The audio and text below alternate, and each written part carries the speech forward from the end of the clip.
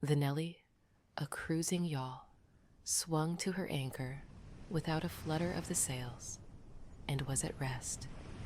The flood had made, the wind was nearly calm, and being bound down the river, the only thing for it was to come to and wait for the turn of the tide.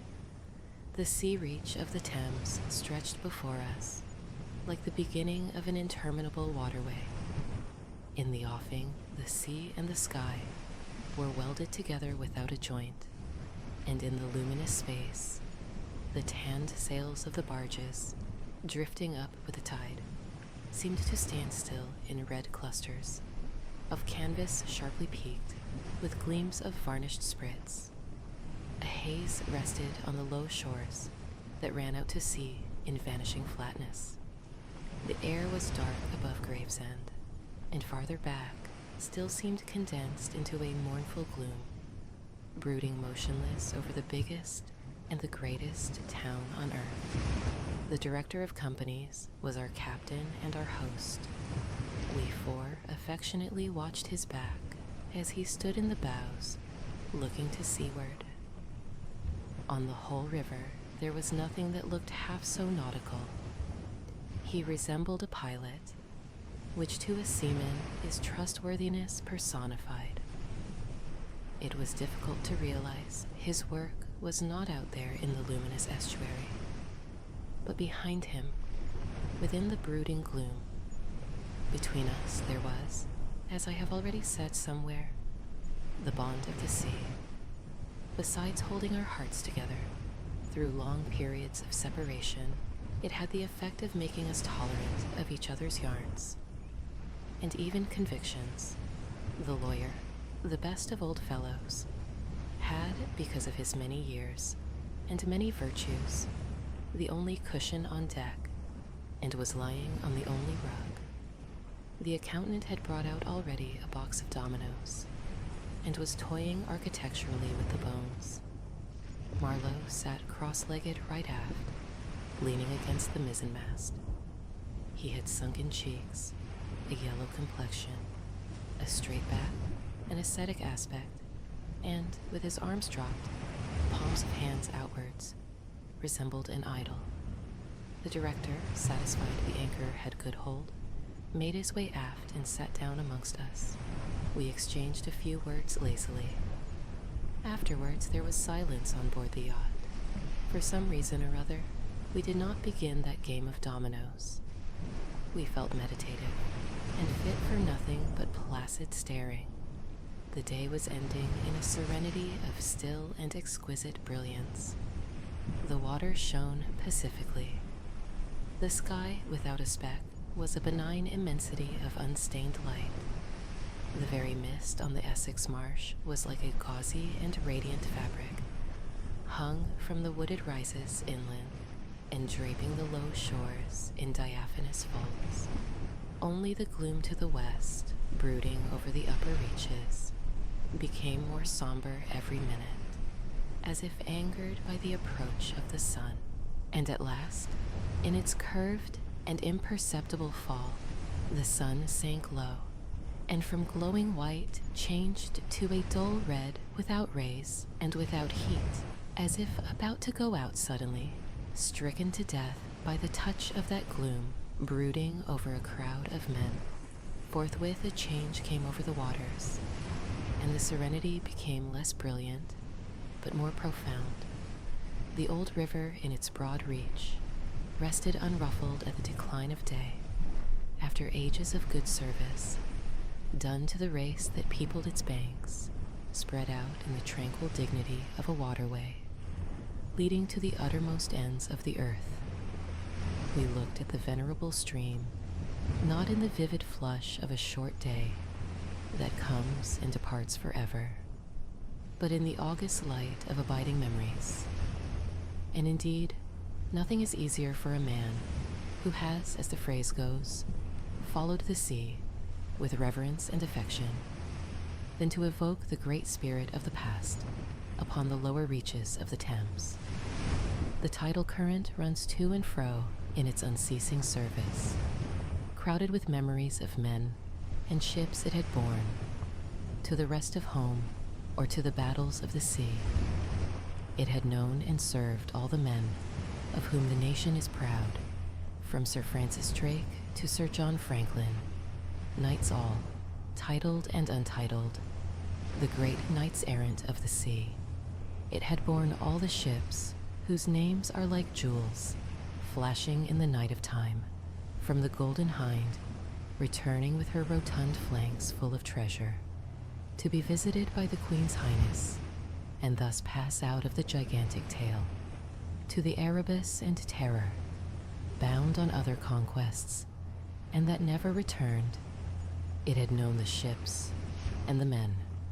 They had sailed from Deptford, from Greenwich, from Erith, the adventurers and the settlers, king's ships and the ships of men on change, captains, admirals, the dark interlopers of the Eastern trade, and the commissioned generals of East India fleets.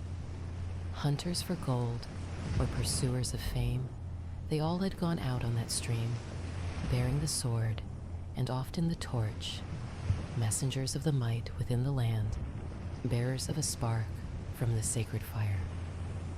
What greatness had not floated on the ebb of that river into the mystery of an unknown earth? The dreams of men, the seed of commonwealth, the germs of empires. The sun set, the dusk fell on the stream, and lights began to appear along the shore. The Chapman Lighthouse, a three-legged thing erect on a mudflat, shone strongly. Lights of ships moved in the fairway, a great stir of lights going up and going down, and farther west, on the upper reaches, the place of the monstrous town was still marked ominously on the sky, a brooding gloom in sunshine, a lurid glare under the stars. And this also, said Marlowe suddenly, has been one of the dark places of the earth. He was the only man of us who still followed the sea. The worst that could be said of him was that he did not represent his class. He was a seaman, but he was a wanderer too.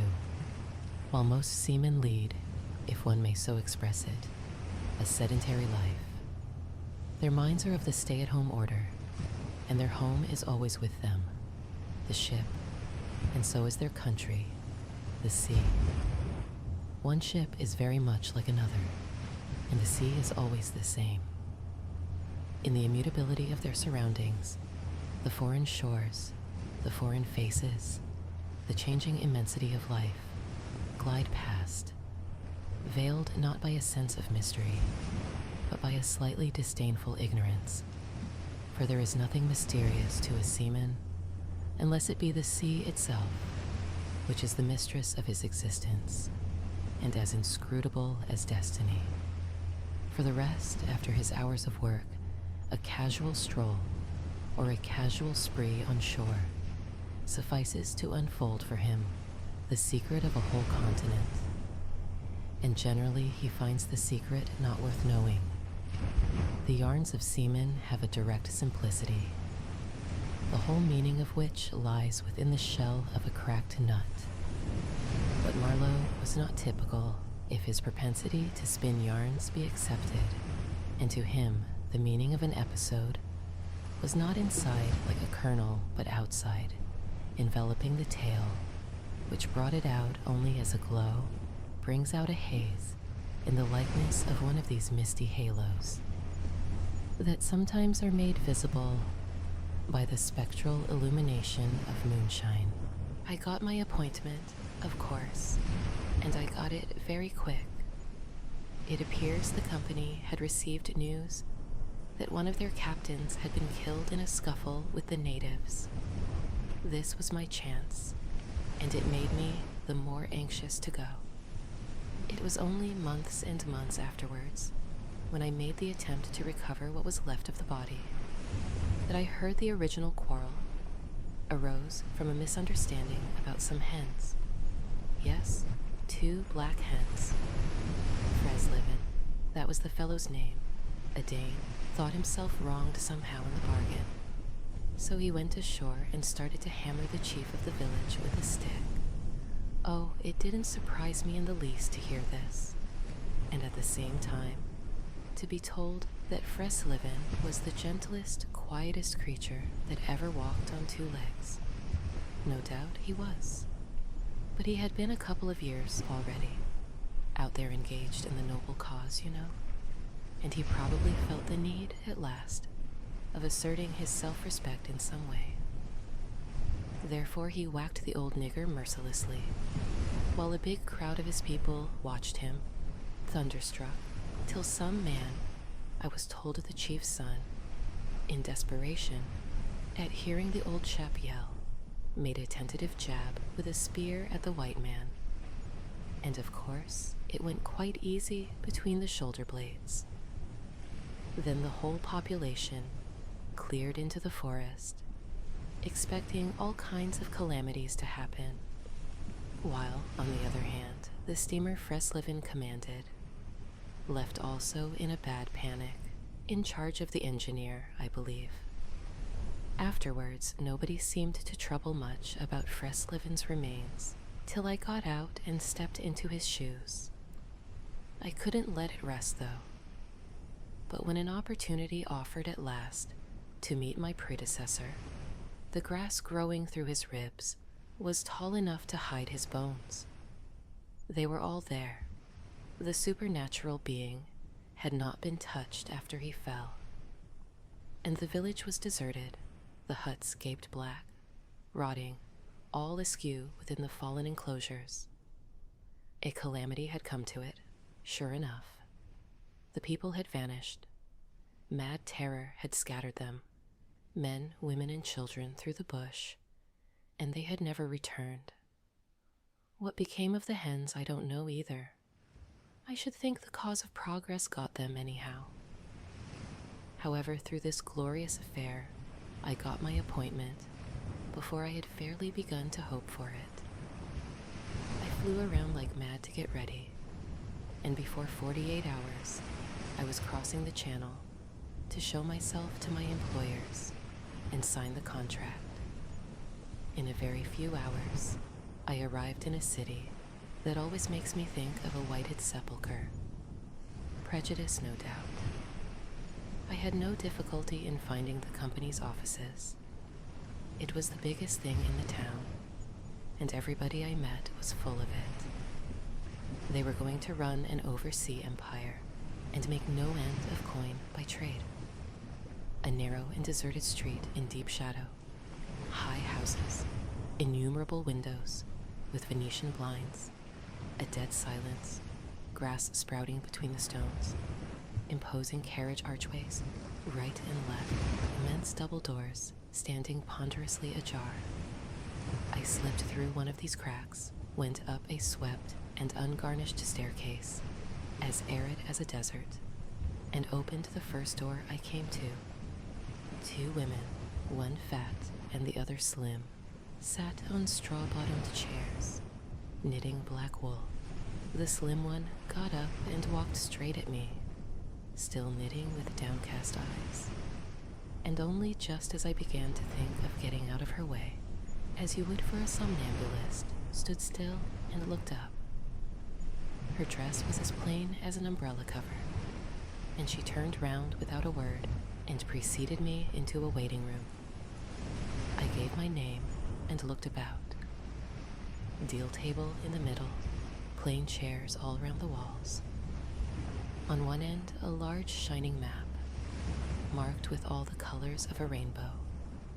There was a vast amount of red, good to see at any time, because one knows that some real work is done in there.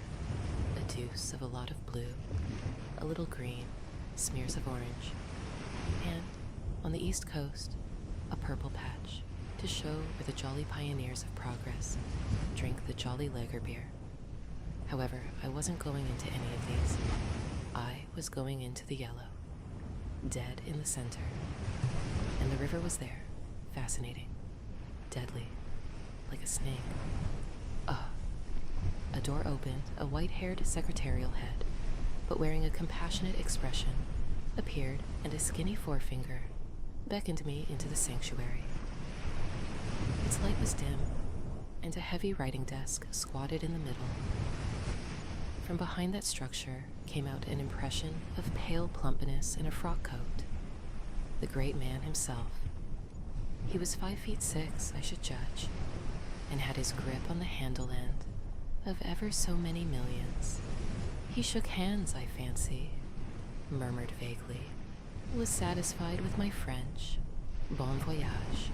He broke off.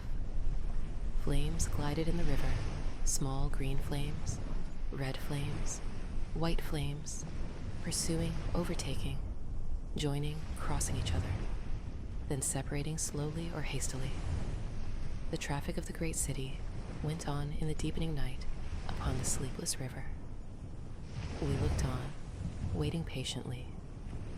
There was nothing else to do till the end of the flood. But it was only after a long silence when he said, in a hesitating voice, "I suppose you fellows remember, I did once turn freshwater sailor for a bit. That we knew we were fated before the ebb began to run. To hear about one of Marlowe's inconclusive experiences. I don't want to bother you much with what happened to me personally," he began, showing in this remark the weakness of many tellers of tales who seem so often unaware of what their audience would like best to hear. Yet, to understand the effect of it on me, you ought to know how I got out there, what I saw, how I went up that river, to the place where I first met the poor chap. It was the farthest point of navigation and the culminating point of my experience. It seemed somehow to throw a kind of light on everything about me and into my thoughts. It was somber enough too, and pitiful, not extraordinary in any way, not very clear either. No, not very clear. And yet it seemed to throw a kind of light. I had then, as you remember, just returned to London after a lot of Indian Ocean, Pacific, China seas, a regular dose of the East, 6 years or so, and I was loafing about, hindering you fellows in your work and invading your homes, just as though I had got a heavenly mission to civilize you. It was very fine for a time, but after a bit, I did get tired of resting. Then I began to look for a ship. I should think the hardest work on earth. But the ships wouldn't even look at me, and I got tired of that game too. Now, when I was a little chap, I had a passion for maps. I would look for hours at South America, or Africa, or Australia, and lose myself in all the glories of exploration. At that time, there were many blank spaces on the earth, and when I saw one that looked particularly inviting on a map, but they all look that, I would put my finger on it and say, when I grow up, I will go there. The North Pole was one of these places, I remember. Well, I haven't been there yet, and shall not try now. The glamour's off. Other places were scattered about the hemispheres. I have been in some of them, and, well, we won't talk about that. But there was one yet, the biggest, the most blank, so to speak, that I had a hankering after. True, by this time, it was not a blank space anymore. It had got filled since my boyhood, with rivers and lakes and names. It had ceased to be a blank space of delightful mystery, a white patch for a boy to dream gloriously over. It had become a place of darkness, but there was in it one river especially, a mighty big river, that you could see on the map, resembling an immense snake, uncoiled, with its head in the sea, its body, rest, curving afar over a vast country, and its tail lost in the depths of the land. And as I looked at the map of it, in a shop window, it fascinated me, as a snake would a bird, a silly little bird. Then I remembered there was a big concern, a company for trade on that river. Dash it all. I thought to myself, they can't trade without using some kind of craft on that lot of fresh water, steamboats. Why shouldn't I try to get charge of one? I went on along Fleet Street, but could not shake off the idea. The snake had charmed me. You understand, it was a continental concern, that trading society. But I have a lot of relations living on the continent, because it's cheap and not so nasty as it looks, they say. I am sorry to own I began to worry them. This was already a fresh departure for me. I was not used to get things that way, you know. I always went my own road and on my own legs where I had a mind to go. I wouldn't have believed it of myself. But then, you see, I felt somehow I must get there by hook or by crook. So I worried them. The men said, "My dear fellow," and did nothing. Then, would you believe it? I tried the women. I, Charlie Marlowe, set the women to work to get a job. Heavens. Well, you see, the notion drove me. I had an aunt, a dear, enthusiastic soul. She wrote, "It will be delightful. I am ready to do anything for you. It is a glorious idea. I know the wife of a very high personage in the administration, and also a man who has lots of influence with, etc." She was determined to make no end of fuss to get me appointed skipper of a river steamboat, if such was my fancy. His remark did not seem at all surprising. It was just like Marlowe. It was accepted in silence. No one took the trouble to grunt even. And presently he said, very slow, "I was thinking of very old times, when the Romans first came here, 1900 years ago. The other day, light came out of this river. Since you say nights? Yes. But it is like a running blaze on a plain, like a flash of lightning in the clouds. We live in the flicker. May it last as long as the old earth keeps rolling. But darkness was here yesterday. Imagine the feelings of a commander, of a fine, what do you call him? Trireme in the Mediterranean, ordered suddenly to the north, run overland across the Gauls in a hurry, put in charge of one of these craft, the legionaries. A wonderful lot of handy men they must have been too, used to build, apparently, by the hundred in a month or two, if we may believe what we read. Imagine him here, the very end of the world, a sea the color of lead, a sky the color of smoke, a kind of ship about as rigid as a concertina, and going up this river with stores or orders or what you like. Sandbanks, marshes, forests, savages, precious little to eat, fit for a civilized man. Nothing but Thames water to drink. No Falernian wine here, no going ashore. Here and there a military camp, lost in a wilderness, like a needle in a bundle of hay, cold, fog, tempests, disease, exile, and death. Death skulking in the air, in the water, in the bush. They must have been dying like flies here. Oh yes, he did it. Did it very well too, no doubt, and without thinking much about it either, except afterwards to brag of what he had gone through in his time, perhaps. They were men enough to face the darkness, and perhaps he was cheered by keeping his eye on a chance of promotion to the fleet at Ravenna, by and by, if he had good friends in Rome and survived the awful climate. Or think of a decent young citizen in a toga, perhaps too much dice, you know, coming out here in the train of some prefect or tax gatherer or trader even, to mend his fortunes, land in a swamp, march through the woods, and in some inland post feel the savagery, the utter savagery, had closed round him. All that mysterious life of the wilderness that stirs in the forest, in the jungles, in the hearts of wild men. There's no initiation either into such mysteries. He has to live in the midst of the incomprehensible, which is also detestable, and it has a fascination, too, that goes to work upon him. The fascination of the abomination.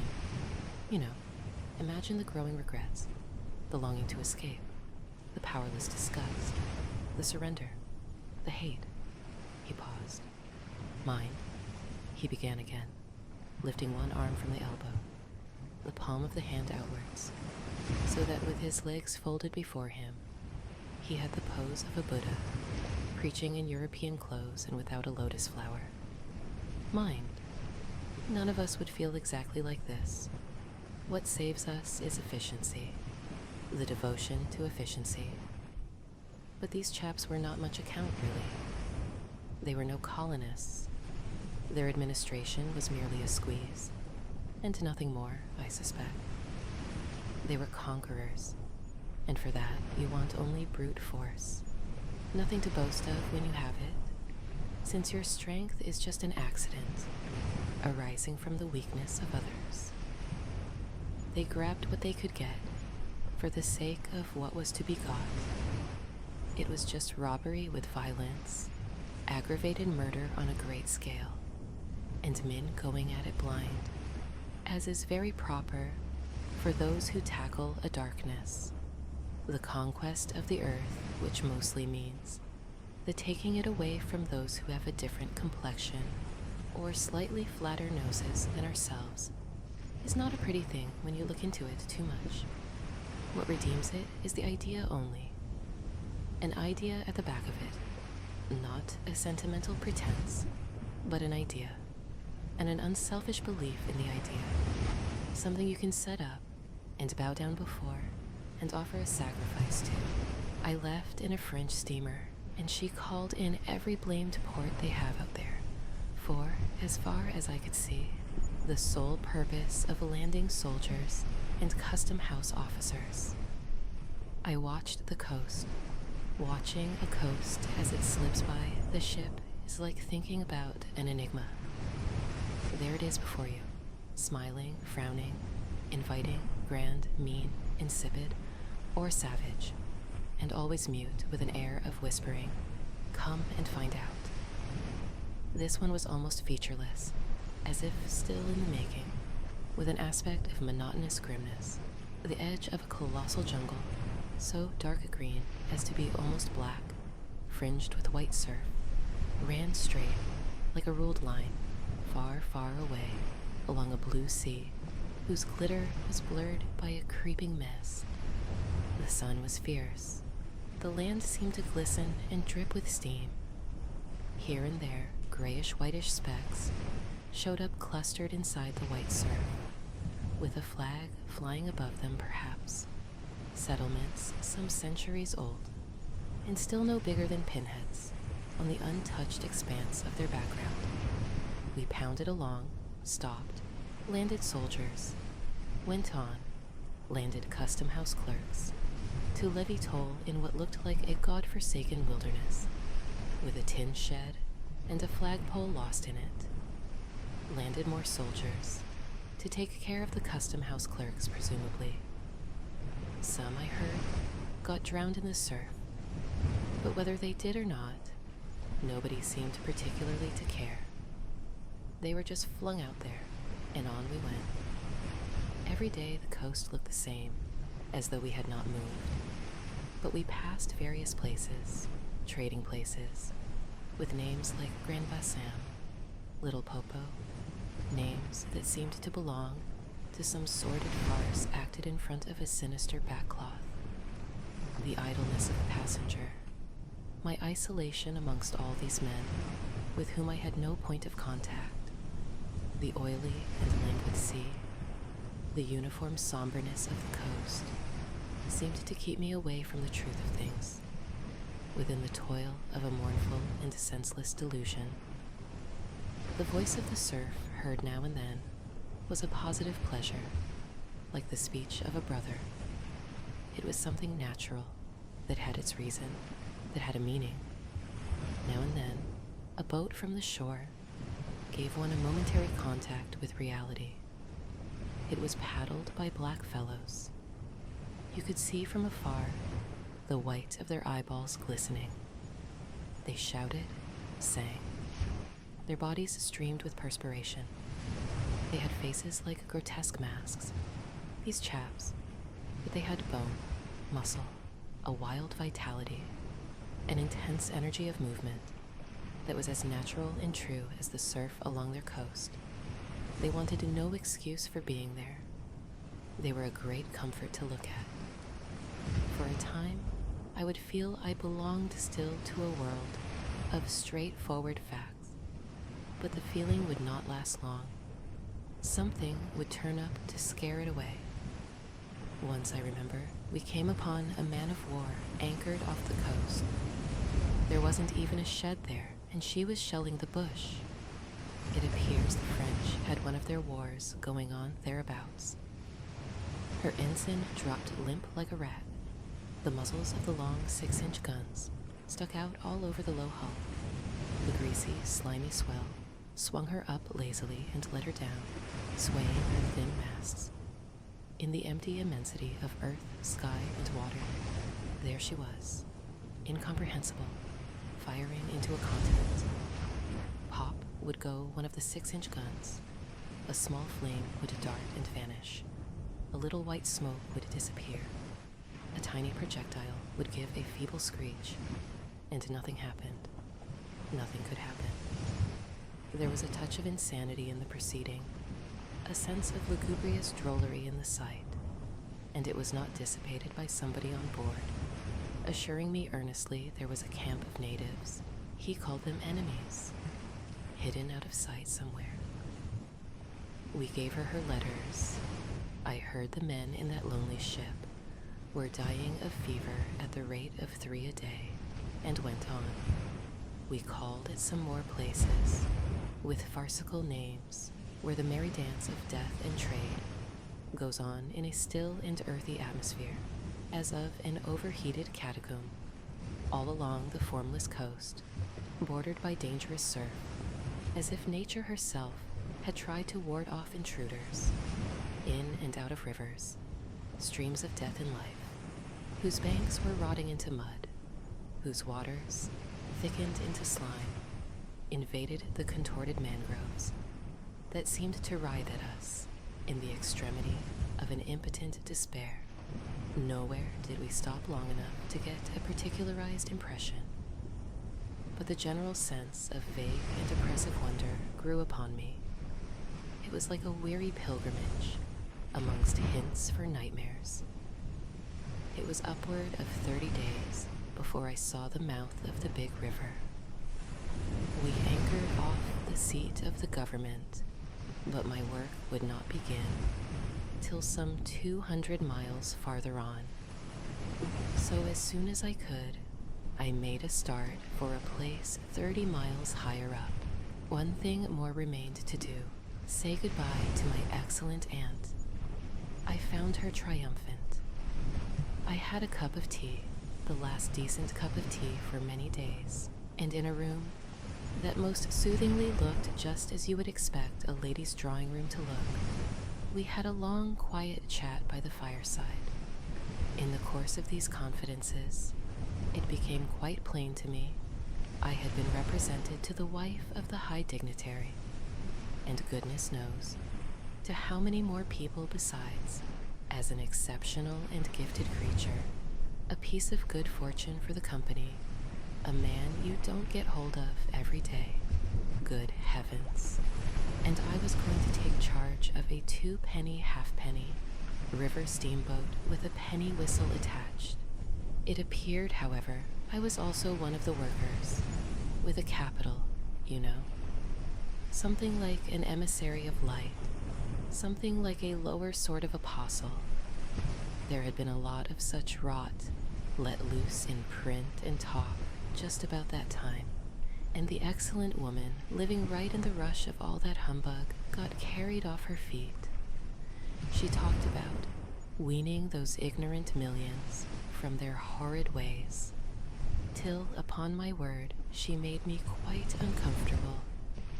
I ventured to hint that the company was run for profit. You forget, dear Charlie, that the laborer is worthy of his hire, she said, brightly. It's queer how out of touch with truth women are. They live in a world of their own, and there has never been anything like it, and never can be. It is too beautiful altogether, and if they were to set it up, it would go to pieces before the first sunset. Some confounded fact we men have been living contentedly with ever since the day of creation would start up and knock the whole thing over. After this, I got embraced, told to wear flannel, be sure to write often, and so on, and I left. In the street, I don't know why, a queer feeling came to me that I was an imposter. Odd thing that I, who used to clear out for any part of the world at 24 hours' notice, with less thought than most men give to the crossing of a street, had a moment, I won't say of hesitation, but of startled pause before this commonplace affair. The best way I can explain it to you is by saying that for a second or two, I felt as though, instead of going to the center of a continent, I were about to set off for the center of the earth. In about 45 seconds, I found myself again in the waiting room with the compassionate secretary who, full of desolation and sympathy, made me sign some document. I believe I undertook, amongst other things, not to disclose any trade secrets. Well, I am not going to. I began to feel slightly uneasy. You know, I am not used to such ceremonies, and there was something ominous in the atmosphere. It was just as though I had been let into some conspiracy. I don't know, something not quite right, and I was glad to get out. In the outer room, the two women knitted black wool feverishly.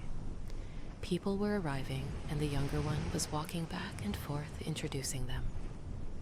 The old one sat on her chair. Her flat cloth slippers were propped up on a foot warmer, and a cat reposed on her lap.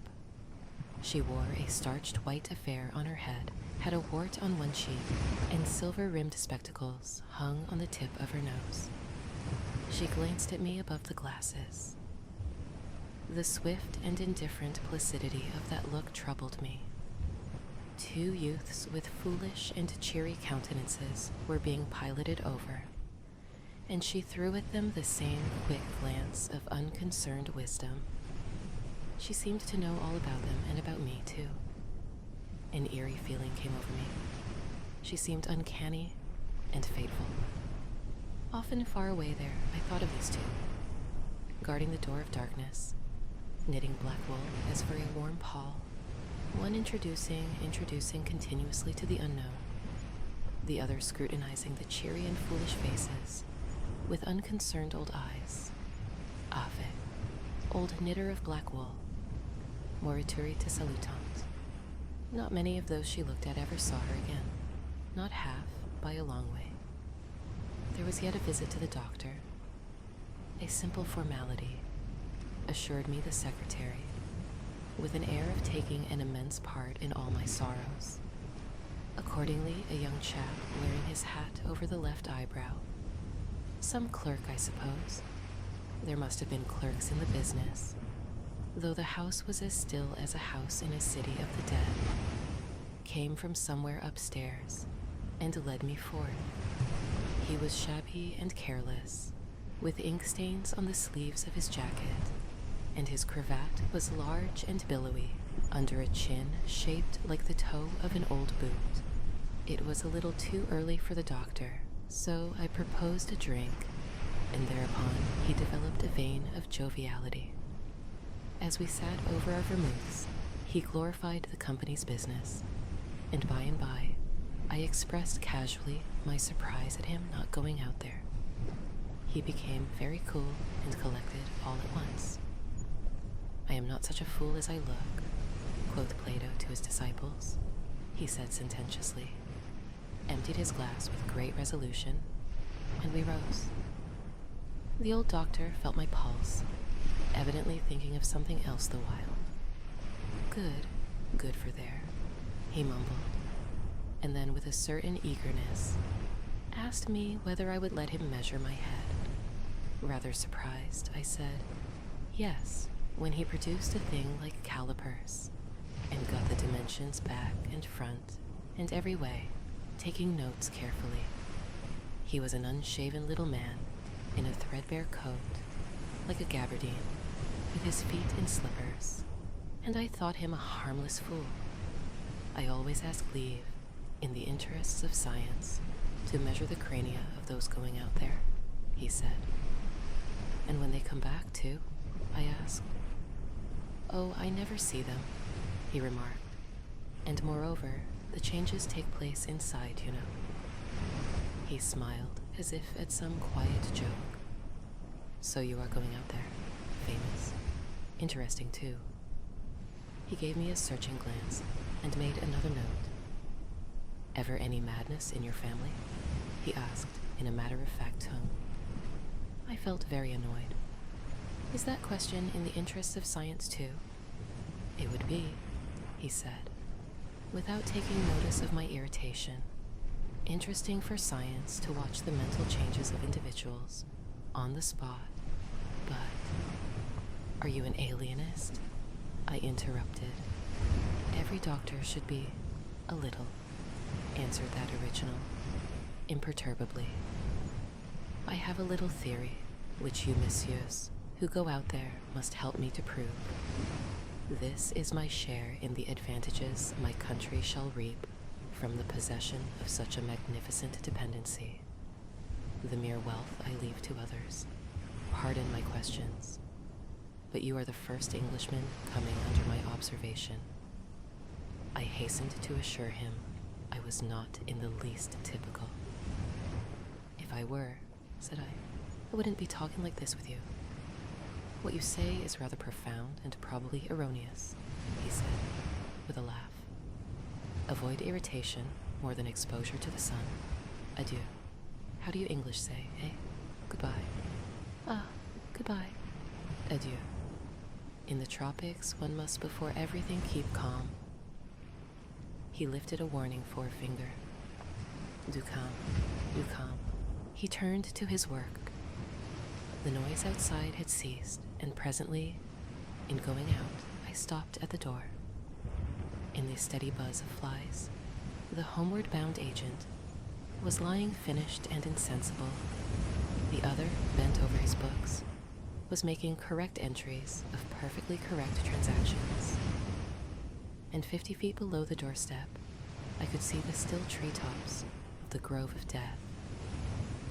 Next day, I left that station at last, with a caravan of 60 men for a 200-mile tramp. No use telling you much about that. Paths everywhere. A stamped-in network of paths spreading over the empty land, through the long grass, through burnt grass, through thickets, down and up chilly ravines, up and down stony hills ablaze with heat, and a solitude, nobody, not a hut. The population had cleared out a long time ago. Well, if a lot of mysterious niggers, armed with all kinds of fearful weapons, suddenly took to traveling on the road between Deal and Gravesend, catching the yokels right and left to carry heavy loads for them, I fancy every farm and cottage thereabouts would get empty very soon. Only here the dwellings were gone too. Still, I passed through several abandoned villages. There's something pathetically childish in the ruins of grass walls. Day after day, with the stamp and shuffle of 60 pair of bare feet behind me, each pair under a 60-pound load. Camp, cook, sleep, strike camp, march. Now and then, a carrier dead in harness, at rest in the long grass near the path, with an empty water gourd and his long staff lying by his side. A great silence around and above. Perhaps on some quiet night, a tremor of far-off drums, sinking, swelling, a tremor vast, faint, a sound weird, appealing, suggestive, and wild, and perhaps with as profound a meaning as the sound of bells in a Christian country. Once a white man in an unbuttoned uniform, camping on the path with an armed escort of lank Zanzibaris, very hospitable and festive, not to say drunk, was looking after the upkeep of the road, he declared, Can't say I saw any road or any upkeep, unless the body of a middle-aged Negro with a bullet hole in the forehead, upon which I absolutely stumbled 3 miles farther on, may be considered as a permanent improvement. I had a white companion too, not a bad chap, but rather too fleshy, and with the exasperating habit of fainting on the hot hillsides, miles away from the least bit of shade and water. Annoying, you know, to hold your own coat like a parasol over a man's head while he is coming to. I couldn't help asking him once what he meant by coming there at all. To make money, of course. What do you think? He said scornfully. Then he got fever and had to be carried in a hammock slung under a pole. As he weighed 16 stone, I had no end of rows with the carriers. They jibbed, ran away, sneaked off with their loads in the night, quite a mutiny. So, one evening, I made a speech in English with gestures, not one of which was lost to the 60 pairs of eyes before me, and the next morning I started the hammock off in front all right. An hour afterwards, I came upon the whole concern wrecked in a bush. Man, hammock, groans, blankets, horrors. The heavy pole had skinned his poor nose. He was very anxious for me to kill somebody, but there wasn't the shadow of a carrier near. I remembered the old doctor. It would be interesting for science to watch the mental changes of individuals on the spot. I felt I was becoming scientifically interesting. However, all that is to no purpose. On the 15th day, I came in sight of the big river again, and hobbled into the central station. It was on a backwater, surrounded by scrub and forest, with a pretty border of smelly mud on one side, and on the 3 others, enclosed by a crazy fence of rushes. A neglected gap was all the gate it had, and the first glance at the place was enough to let you see the flabby devil was running that show. White men with long staves in their hands appeared languidly from amongst the buildings, strolling up to take a look at me, and then retired out of sight somewhere. One of them, a stout, excitable chap with black mustaches, informed me with great volubility and many digressions, as soon as I told him who I was, that my steamer was at the bottom of the river. I was thunderstruck. What? How? Why?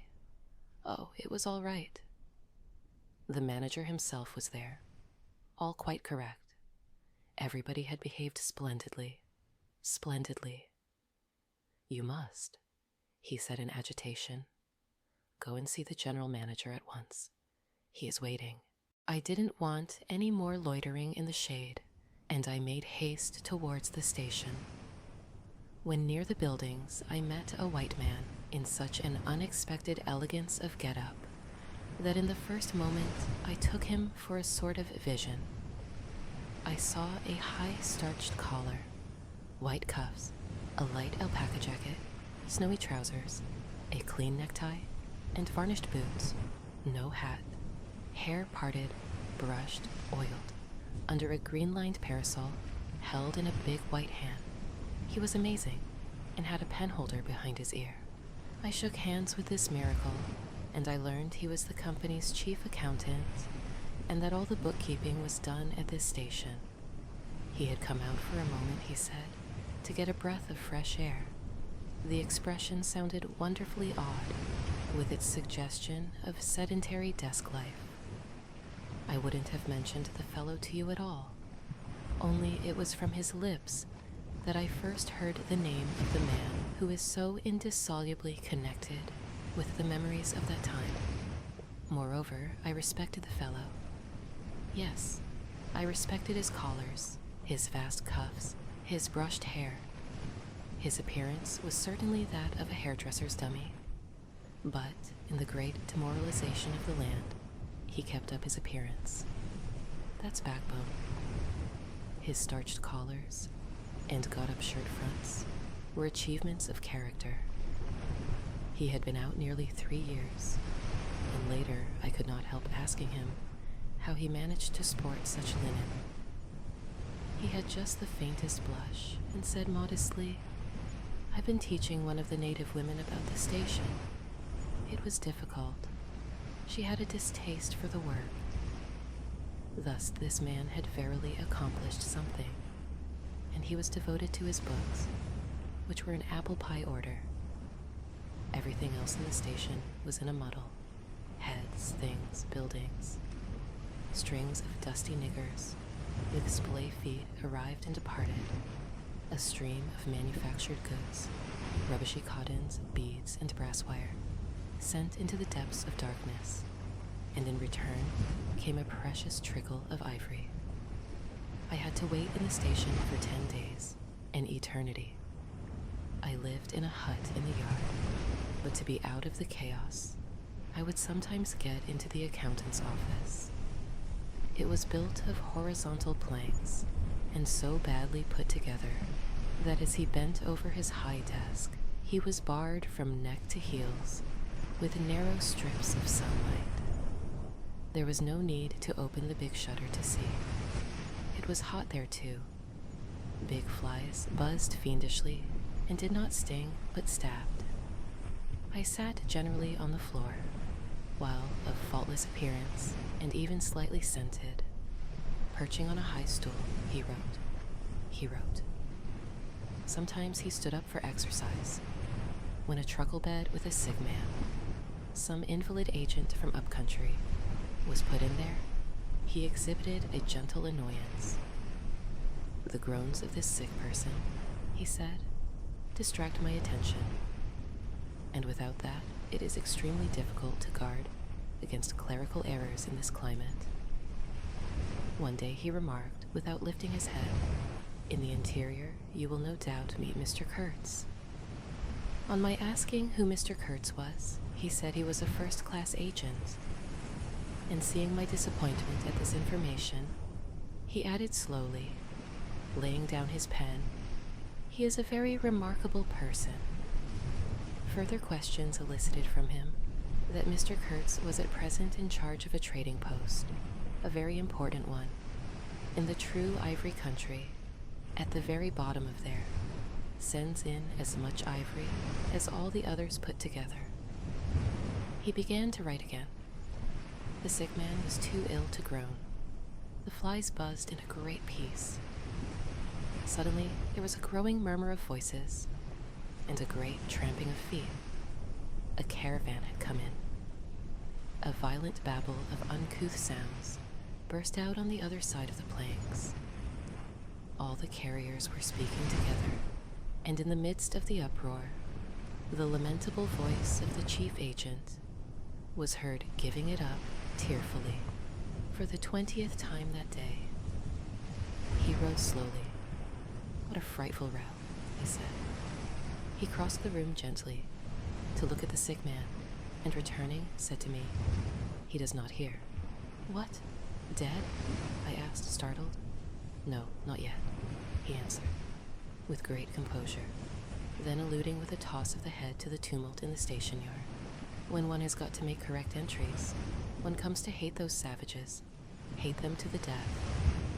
He remained thoughtful for a moment.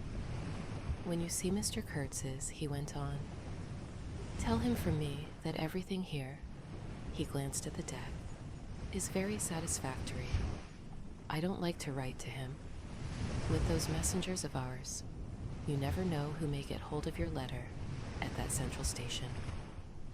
He stared at me for a moment, with his mild, bulging eyes.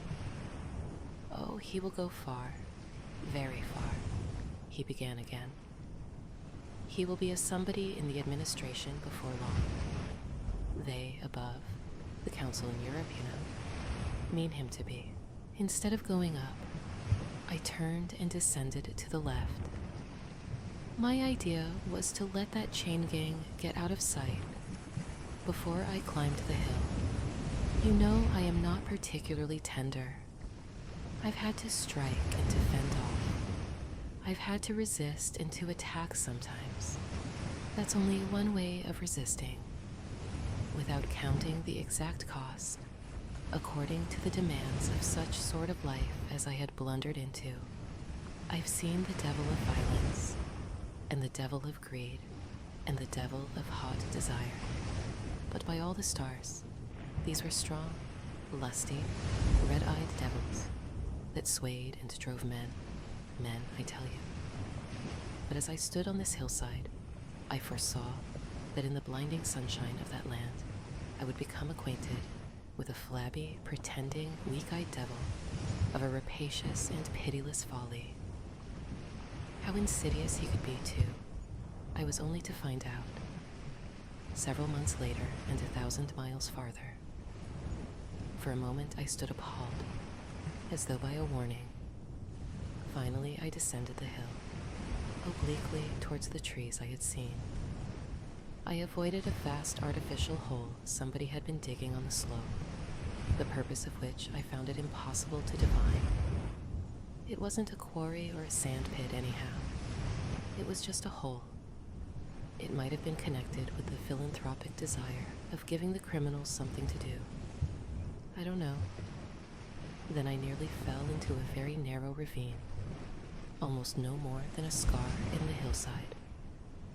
I discovered that a lot of imported drainage pipes for the settlement had been tumbled in there. There wasn't one that was not broken. It was a wanton smash-up. At last I got under the trees. My purpose was to stroll into the shade for a moment. But no sooner within than it seemed to me I had stepped into the gloomy circle of some inferno. The rapids were near, and an uninterrupted, uniform, headlong, rushing noise filled the mournful stillness of the grove, where not a breath stirred, not a leaf moved, with a mysterious sound, as though the tearing pace of the launched earth had suddenly become audible. Black shapes crouched, lay, sat between the trees, leaning against the trunks, clinging to the earth, half coming out, half effaced within the dim light, in all the attitudes of pain, abandonment, and despair. Another mine on the cliff went off, followed by a slight shudder of the soil under my feet. The work was going on, the work, and this was the place where some of the helpers had withdrawn to die. They were dying slowly. It was very clear. They were not enemies. They were not criminals. They were nothing earthly now. Nothing but black shadows of disease and starvation, lying confusedly in the greenish gloom, brought from all the recesses of the coast, in all the legality of time contracts, lost in uncongenial surroundings, fed on unfamiliar food. They sickened, became inefficient, and were then allowed to crawl away and rest. These moribund shapes were free as air, and nearly as thin. I began to distinguish the gleam of the eyes under the trees. Then, glancing down, I saw a face near my hand. The black bones reclined at full length with one shoulder against the tree, and slowly the eyelids rose, and the sunken eyes looked up at me, enormous and vacant, a kind of blind white flicker in the depths of the orbs, which died out slowly. The man seemed young, almost a boy, but you know with them it's hard to tell. I found nothing else to do but to offer him one of my good Swedes ship's biscuits I had in my pocket. The fingers closed slowly on it, and held. There was no other movement, and no other glance. He had tied a bit of white worsted round his neck. Why? Where did he get it? Was it a badge? An ornament? A charm? A propitiatory act? Was there any idea at all connected with it? It looked startling round his black neck, this bit of white thread from beyond the seas. Near the same tree, two more bundles of acute angles sat with their legs drawn up. One, with his chin propped on his knees, stared at nothing, in an intolerable and appalling manner. His brother phantom rested its forehead, as if overcome with a great weariness, and all about others were scattered in every pose of contorted collapse as in some picture of a massacre or a pestilence. While I stood horror-struck, one of these creatures rose to his hands and knees and went off on all fours towards the river to drink. He lapped out of his hand, then sat up in the sunlight, crossing his shins in front of him, and after a time let his woolly head fall on his breastbone. I had my passage on a little sea-going steamer. Her captain was a Swede, and knowing me for a seaman, invited me on the bridge. He was a young man, lean, fair, and morose, with lanky hair and a shuffling gait. As we left the miserable little wharf, he tossed his head contemptuously at the shore. "Been living there?" he asked. I said, "Yes." "Fine lot, these government chaps, are they not?" he went on, speaking English with great precision and considerable bitterness. "It is funny what some people will do for a few francs a month. I wonder what becomes of that kind when it goes up country." I said to him I expected to see that soon. "So, he exclaimed. He shuffled athwart, keeping one eye ahead, vigilantly. "Don't be too sure," he continued. "The other day I took up a man who hanged himself on the road. He was a Swede, too." "Hanged himself? Why, in God's name?" I cried. He kept on looking out watchfully. "Who knows? The sun too much for him, or the country, perhaps." At last we opened a reach. A rocky cliff appeared, mounds of turned-up earth by the shore, houses on a hill, others with iron roofs, amongst a waste of excavations, or hanging to the declivity. A continuous noise of the rapids above hovered over this scene of inhabited devastation.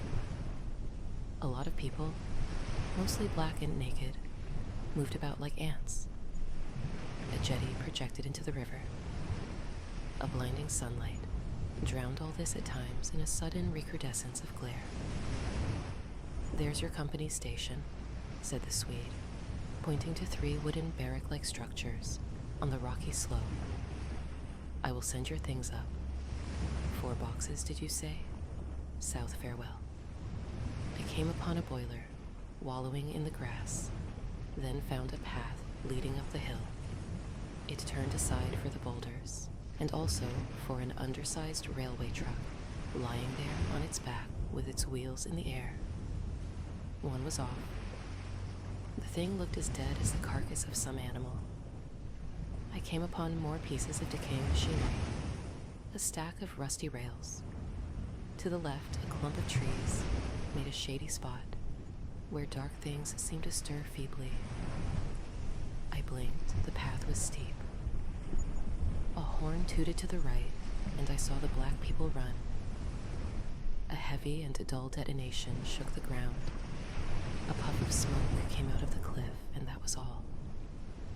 No change appeared on the face of the rock. They were building a railway. The cliff was not in the way or anything, but this objectless blasting was all the work going on.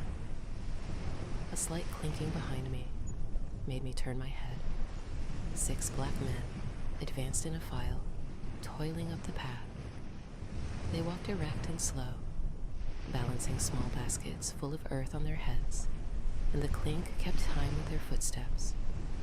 Black rags were wound round their loins, and the short ends behind waggled to and fro like tails.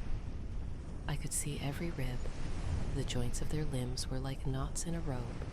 Each had an iron collar on his neck, and all were connected together with a chain whose bites swung between them, rhythmically clinking. Another report from the cliff made me think suddenly of that ship of war I had seen firing into a continent.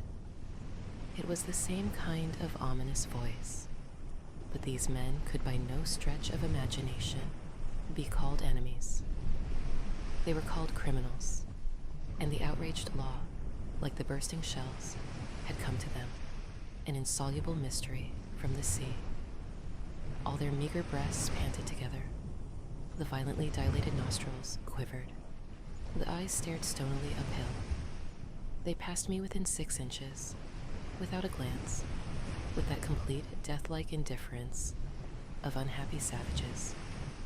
Behind this raw matter, one of the reclaimed, the product of the new forces at work, strolled despondently, carrying a rifle by its middle.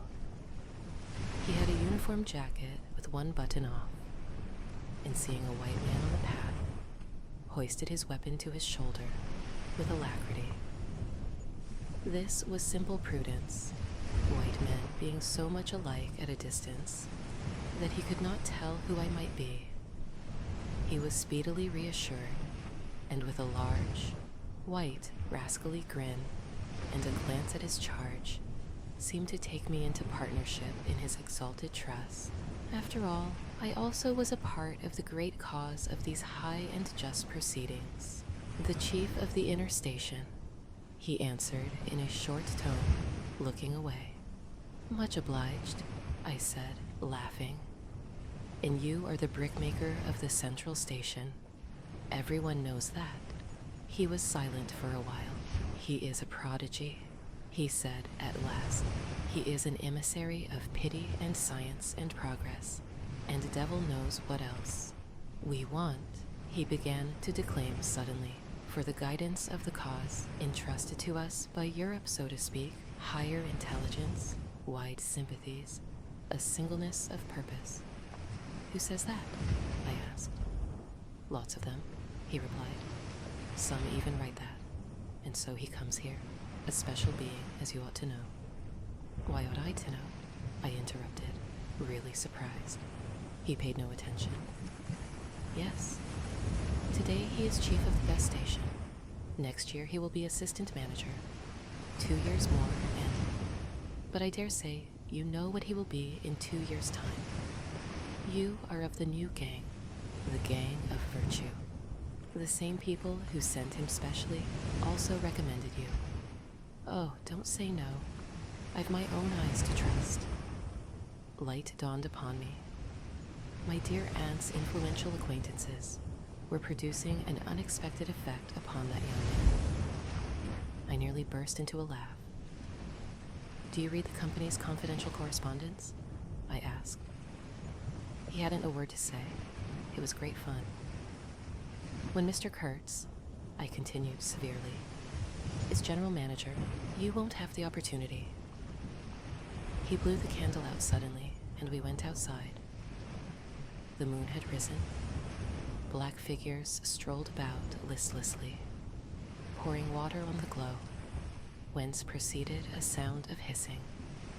Steam ascended in the moonlight. The beaten nigger groaned somewhere.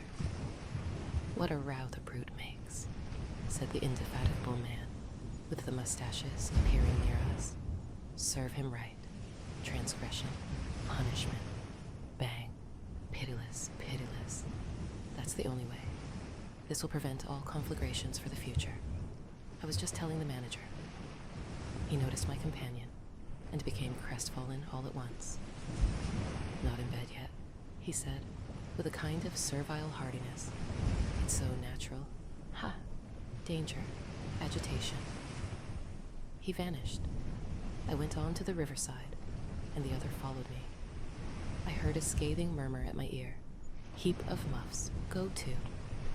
The pilgrims could be seen in knots, gesticulating, discussing. Several had still their staves in their hands. I verily believe they took these sticks to bed with them. Beyond the fence, the forest stood up spectrally in the moonlight, and through that dim stir, through the faint sounds of that lamentable courtyard, the silence of the land went home to one's very heart. Its mystery, its greatness, the amazing reality of its concealed life. The hurt nigger moaned feebly somewhere nearby, and then fetched a deep sigh that made me mend my pace away from there. I felt a hand introducing itself under my arm. My dear sir, said the fellow, I don't want to be misunderstood, and especially by you, who will see Mr. Kurtz long before I can have that pleasure. I wouldn't like him to get a false idea of my disposition. I strolled up. There was no hurry.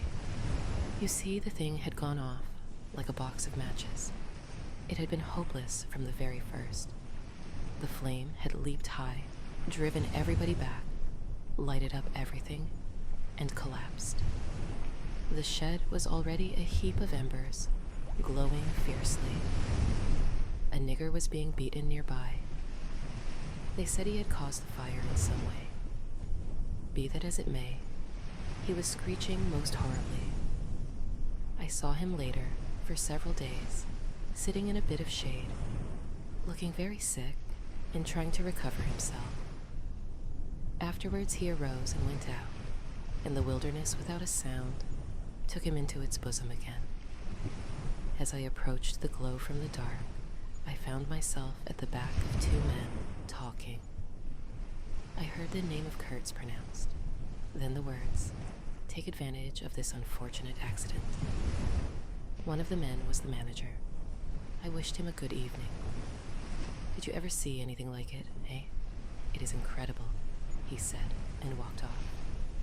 The other man remained. He was a first-class agent, young, gentlemanly, a bit reserved, with a forked little beard and a hooked nose. He was standoffish with the other agents, and they on their side said he was the manager's spy upon them. As to me, I had hardly ever spoken to him before. We got into talk, and by, we strolled away from the hissing ruins. Then he asked me to his room, which was in the main building of the station. He struck a match, and I perceived that this young aristocrat had not only a silver-mounted dressing case, but also a whole candle all to himself. Just at that time, the manager was the only man supposed to have any right to candles. Native mats covered the clay walls, a collection of spears, assegais, shields, knives was hung up in trophies. The business entrusted to this fellow was the making of bricks, so I had been informed, but there wasn't a fragment of a brick anywhere in the station, and he had been there more than a year, waiting. It seems he could not make bricks without something, I don't know what. Straw, maybe. Anyway, it could not be found there, and as it was not likely to be sent from Europe, it did not appear clear to me what he was waiting for. An act of special creation, perhaps. However, they were all waiting, all the 16 or 20 pilgrims of them, for something. And upon my word, it did not seem an uncongenial occupation from the way they took it, though the only thing that ever came to them was disease, as far as I could see. They beguiled the time by backbiting and intriguing against each other in a foolish kind of way. There was an air of plotting about that station, but nothing came of it, of course. It was as unreal as everything else, as the philanthropic pretense of the whole concern, as their talk, as their government, as their show of work. The only real feeling was a desire to get appointed to a trading post, where ivory was to be had, so that they could earn percentages. They intrigued and slandered, and hated each other only on that account. But as to effectually lifting a little finger, oh no. By heavens, there is something after all in the world, allowing one man to steal a horse, while another must not look at a halter. Steal a horse straight out. Very well, he has done it. Perhaps he can ride. But there is a way of looking at a halter that would provoke the most charitable of saints into a kick.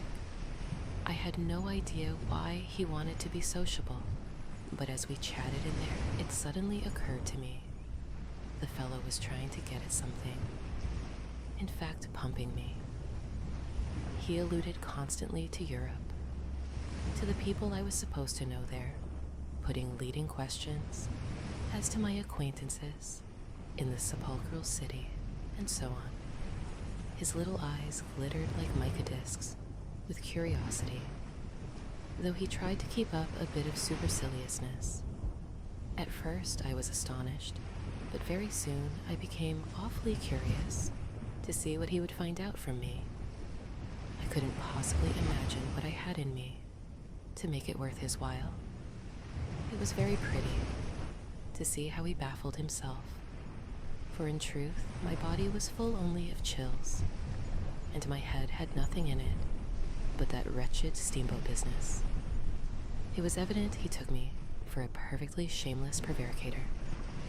At last he got angry, and, to conceal a movement of furious annoyance, he yawned. I rose. Then I noticed a small sketch in oils on a panel, representing a woman, draped and blindfolded, carrying a lighted torch. The background was somber, almost black. The movement of the woman was stately, and the effect of the torchlight on the face was sinister. It arrested me, and he stood by civilly, holding an empty half-pint champagne bottle, medical comforts, with the candle stuck in it. To my question, he said Mr. Kurtz had painted this, in this very station, more than a year ago, while waiting for means to go to his trading post. "Tell me, pray," said I, "who is this Mr. Kurtz?" He began to speak as soon as he saw me. I had been very long on the road. He could not wait, had to start without me. The upriver stations had to be relieved. There had been so many delays already that he did not know who was dead and who was alive, and how they got on, and so on, and so on. He paid no attention to my explanations, and playing with a stick of sealing wax, repeated several times that the situation was very grave, very grave. There were rumors that a very important station was in jeopardy, and its chief, Mr. Kurtz, was ill. Hoped it was not true. Mr. Kurtz was... I felt weary and irritable. Hang Kurtz, I thought. I interrupted him by saying I had heard of Mr. Kurtz on the coast. So they talk of him down there, he murmured to himself. Then he began again, assuring me Mr. Kurtz was the best agent he had, an exceptional man, of the greatest importance to the company. Therefore I could understand his anxiety. He was, he said, very, very uneasy. Certainly he fidgeted on his chair a good deal.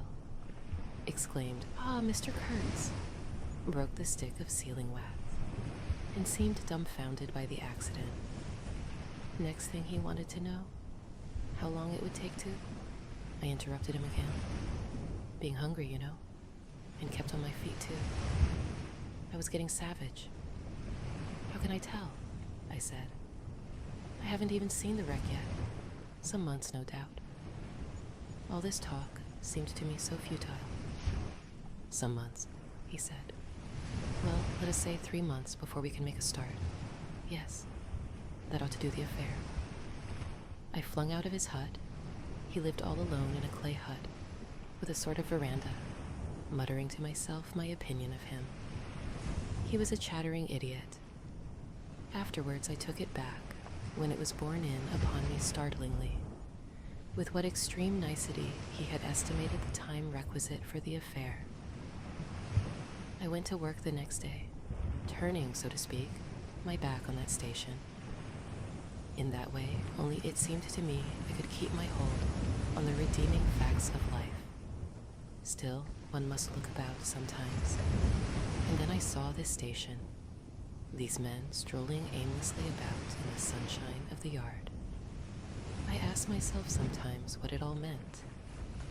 They wandered here and there, with their absurd long staves in their hands, like a lot of faithless pilgrims, bewitched inside a rotten fence. The word ivory rang in the air, was whispered, was sighed. You would think they were praying to it. A taint of imbecile rapacity blew through it all, like a whiff from some corpse. By Jove, I've never seen anything so unreal in my life. And outside, the silent wilderness surrounding this cleared speck on the earth struck me as something great and invincible, like evil or truth, waiting patiently for the passing away of this fantastic invasion. Oh, these months. Well, never mind. various things happened. One evening, a grass shed full of calico, cotton prints, beads, and I don't know what else, burst into a blaze so suddenly that you would have thought the earth had opened to let an avenging fire consume all that trash.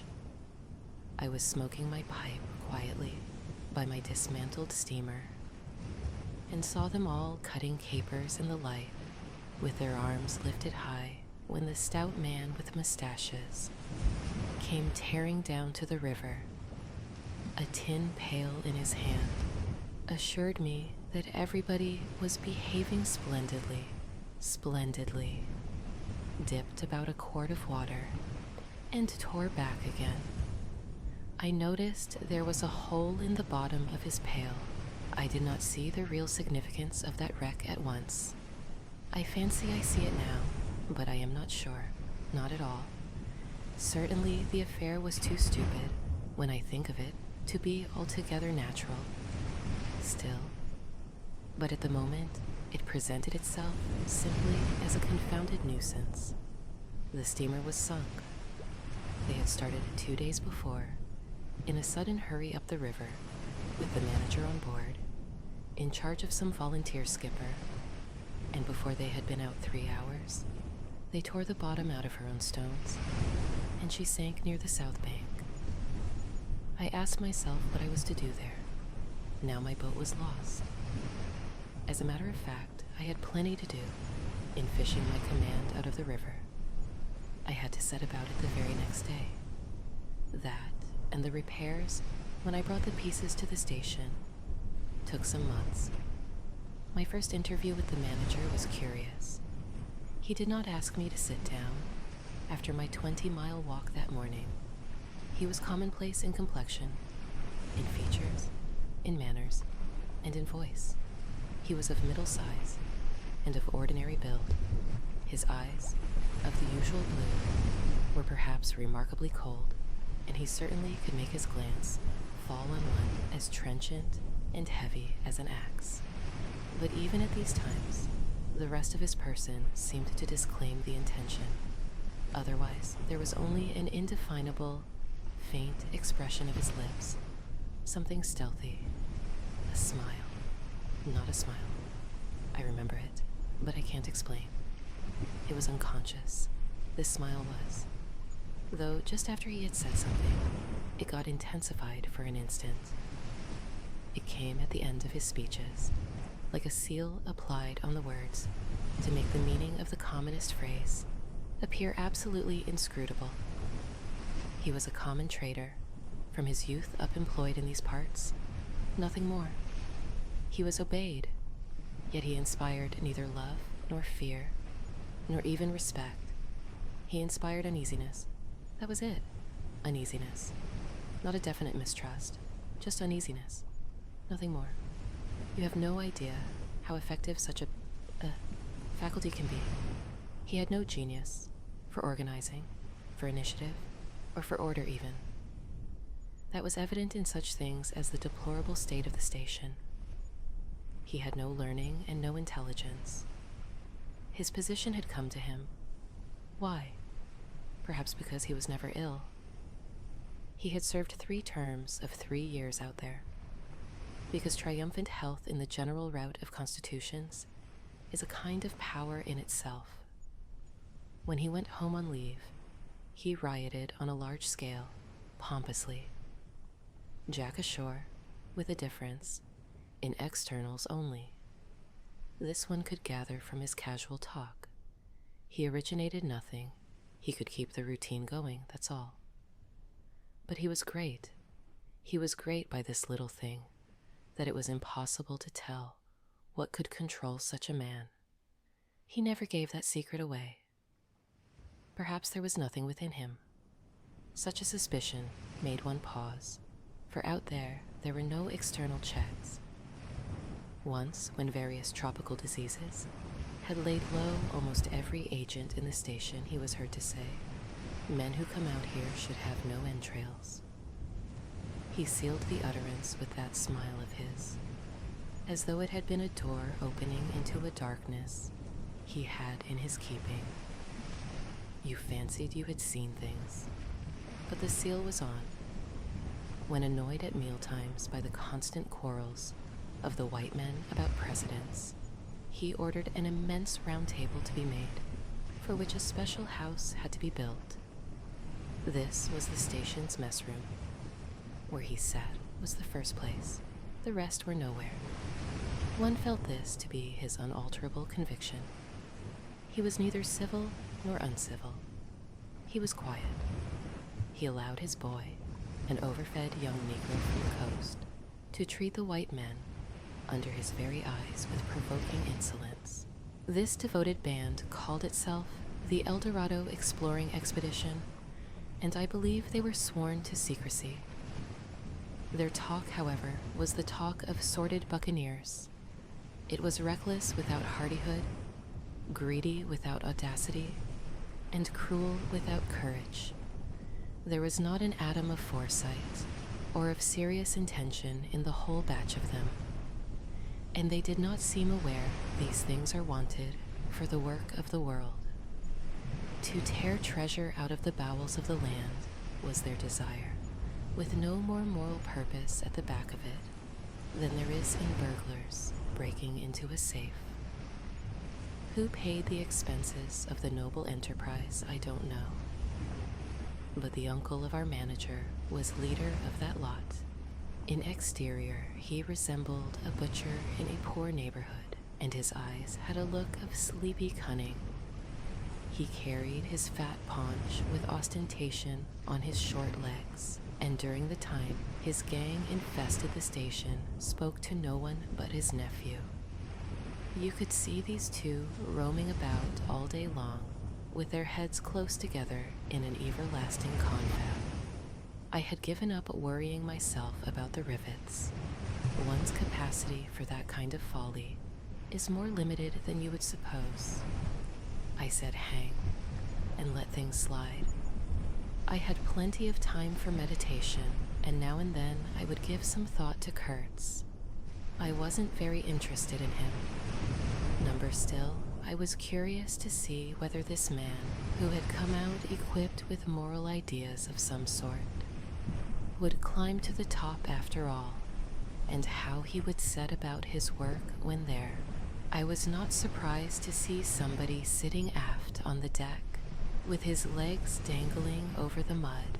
You see, I rather chummed with the few mechanics there were in that station, whom the other pilgrims naturally despised, on account of their imperfect manners, I suppose. This was the foreman, a boilermaker by trade, a good worker. He was a lank, bony, yellow-faced man, with big, intense eyes. His aspect was worried, and his head was as bald as the palm of my hand, but his hair in falling seemed to have stuck to his chin and had prospered in the new locality, for his beard hung down to his waist. He was a widower with 6 young children. He had left them in charge of a sister of his to come out there, and the passion of his life was pigeon flying. He was an enthusiast and a connoisseur.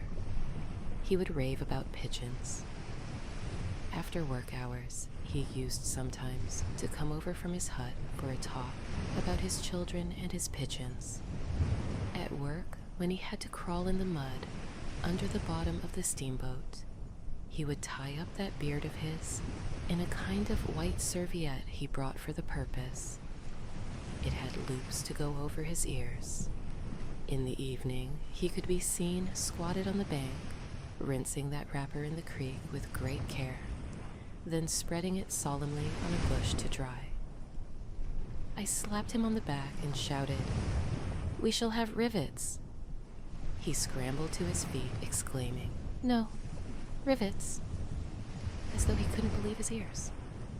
Then in a low voice, "You, hey, I don't know why we behaved like lunatics." I put my finger to the side of my nose and nodded mysteriously. "Good for you," he cried, snapped his fingers above his head, lifting one foot. I tried a jig. We capered on the iron deck. A frightful clatter came out of that hulk.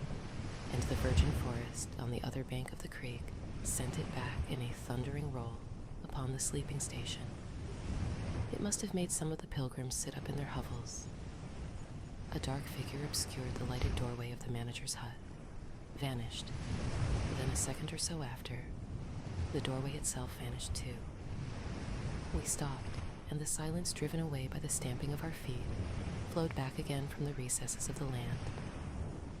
The great wall of vegetation, an exuberant and entangled mass of trunks, branches, leaves, boughs, festoons, motionless in the moonlight, was like a rioting invasion of soundless life, a rolling wave of plants, piled up, crested, ready to topple over the creek, to sweep every little man of us out of his little existence, and it moved not. A deadened burst of mighty splashes and snorts reached us from afar, as though an ichthyosaurus had been taking a bath of glitter in the great river. After all, said the Boilermaker in a reasonable tone, why shouldn't we get the rivets? Why not, indeed? I did not know of any reason why we shouldn't. They'll come in 3 weeks, I said confidently, but they didn't. Instead of rivets, there came an invasion, an infliction, a visitation. It came in sections during the next 3 weeks, each section headed by a donkey, carrying a white man, in new clothes and tan shoes, bowing from that elevation, right and left, to the impressed pilgrims. A quarrelsome band of footsore, sulky niggers trod on the heels of the donkey. A lot of tents, camp stools, tin boxes, white cases, brown bales would be shot down in the courtyard, and the air of mystery would deepen a little over the muddle of the station. 5 such installments came, with their absurd air of disorderly flight, with the loot of innumerable outfit shops and provision stores, that one would think they were lugging after a raid into the wilderness for equitable division. It was an inextricable mess of things, decent in themselves, but that human folly made look like the spoils of thieving. It had become so pitch dark that we listeners could hardly see one another. For a long time already, he, sitting apart, had been no more to us than a voice. There was not a word from anybody. The others might have been asleep, but I was awake. I listened. I listened on the watch for the sentence, for the word that would give me the clue to the faint uneasiness, inspired by this narrative that seemed to shape itself without human lips in the heavy night air of the river. Yes, I let him run on. Marlowe began again, and think what he pleased about the powers that were behind me. I did, and there was nothing behind me. There was nothing but that wretched, old, mangled steamboat I was leaning against, while he talked fluently about the necessity for every man to get on. And when one comes out here, you conceive it is not to gaze at the moon. Mr. Kurtz was a universal genius, but even a genius would find it easier to work with adequate tools, intelligent men. He did not make bricks. Why, there was a physical impossibility in the way, as I was well aware. And if he did secretarial work for the manager, it was because no sensible man rejects wantonly the confidence of his superiors.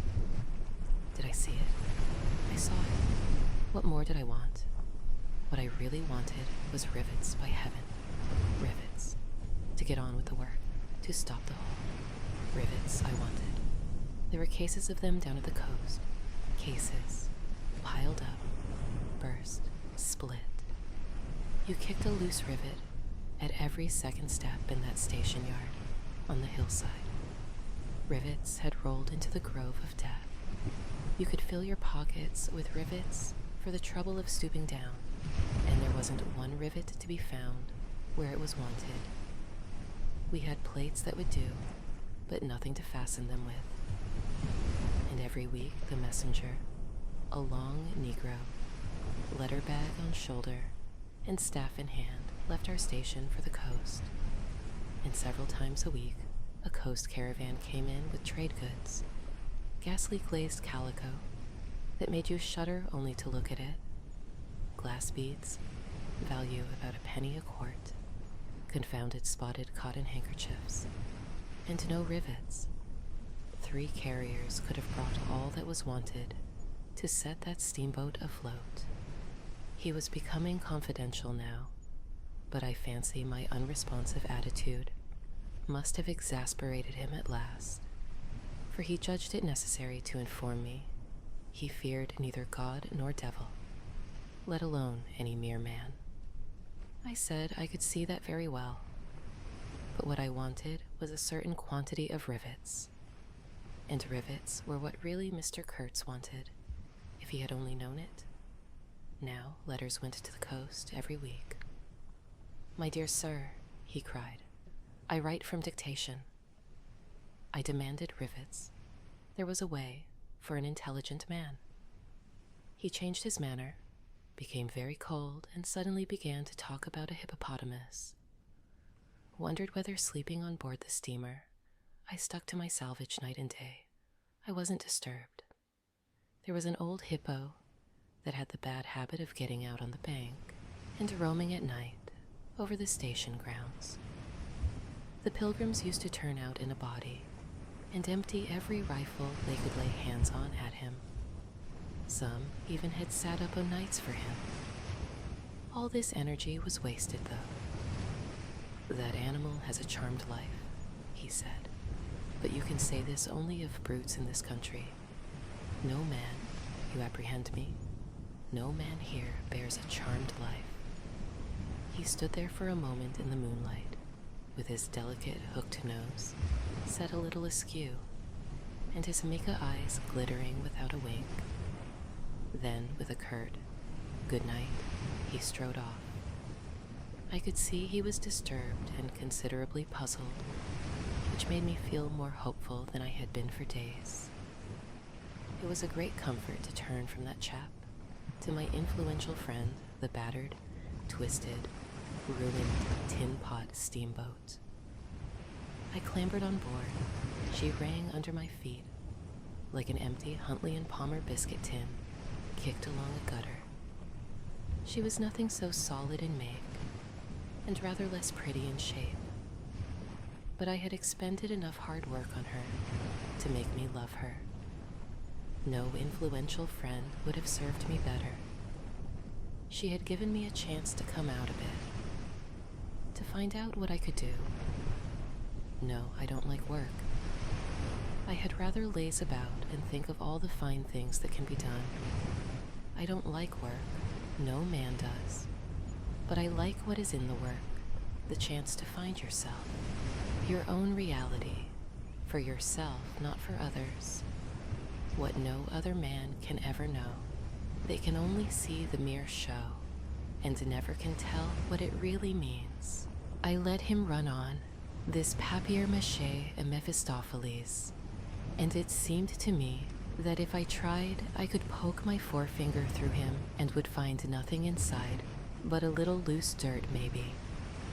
He, don't you see, had been planning to be assistant manager by and by under the present man, and I could see that the coming of that Kurtz had upset them both not a little. He talked precipitately, and I did not try to stop him.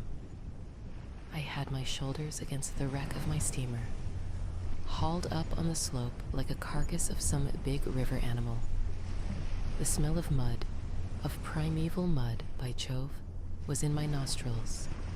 The high stillness of primeval forest was before my eyes. There were shiny patches on the black creek. The moon had spread over everything, a thin layer of silver, over the rank grass, over the mud, upon the wall of matted vegetation, standing higher than the wall of a temple. Over the great river I could see through a somber gap, glittering, glittering as it flowed broadly by without a murmur. All this was great, expectant, mute, while the man jabbered about himself. I wondered whether the stillness on the face of the immensity looking at us too were meant as an appeal or as a menace. What were we who had strayed in here? Could we handle that dumb thing, or would it handle us? I felt how big, how confoundedly big was that thing that couldn't talk, and perhaps was deaf as well. What was in there? I could see a little ivory coming out from there, and I had heard Mr. Kurtz was in there. I had heard enough about it too, God knows. Yet somehow it didn't bring any image with it, no more than if I had been told an angel or a fiend was in there. I believed it in the same way one of you might believe there are inhabitants in the planet Mars. I knew once a Scotch sailmaker who was certain, dead sure, there were people in Mars. If you asked him for some idea how they looked and behaved, he would get shy and mutter something about walking on all fours. If you as much as smiled, he would, though a man of 60, offer to fight you. I would not have gone so far as to fight for Kurtz, but I went for him near enough to a lie.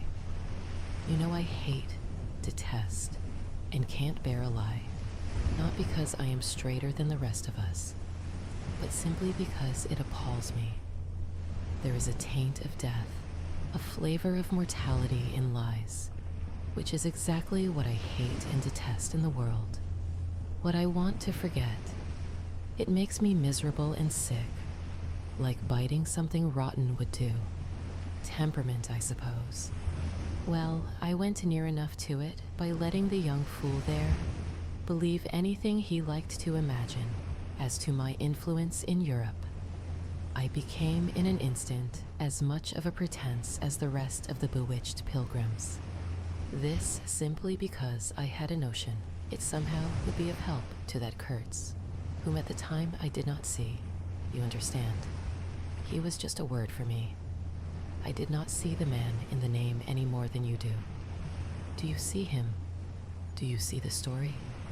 Do you see anything? It seems to me I am trying to tell you a dream, making a vain attempt, because no relation of a dream can convey the dream sensation, that commingling of absurdity, surprise, and bewilderment in a tremor of struggling revolt, that notion of being captured by the incredible which is of the very essence of dreams. He was silent for a while.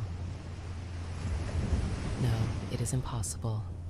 It is impossible to convey the life sensation of any given epoch of one's existence, that which makes its truth, its meaning, its subtle and penetrating essence. It is impossible. We live, as we dream, alone. He paused again as if reflecting, then added, "Of course, in this, you fellows see more than I could then. You see me, whom you know."